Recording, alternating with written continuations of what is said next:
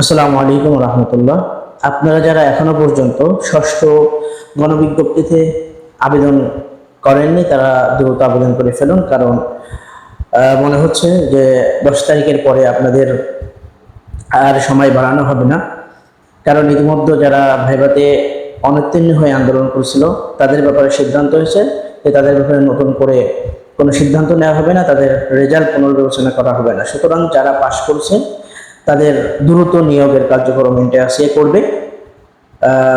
তাই বুদ্ধিমানের কাজ হবে যারা এখনো আবেদন করেননি আজ অথবা কালকের দিনের ভিতরে করে ফেলাটা বুদ্ধিমানের কাজ হবে। কারণ এখান থেকে 2-3 দিন পরে কিন্তু সার্ভার ডাউন হয়ে যাবে। তখন দেখা যাচ্ছে অনেকেই যারা প্রত্যন্ত এলাকায় থাকেন, শহরে থাকেন না শহরের বাইরে থাকেন, তারা যখন আবেদন করতে যাবেন তখন যদি নেটওয়ার্কের সমস্যা থাকে তখন কিন্তু আপনারা আবেদন করতে পারবেন না, সার্ভারে ঢুকতেই পারবেন না।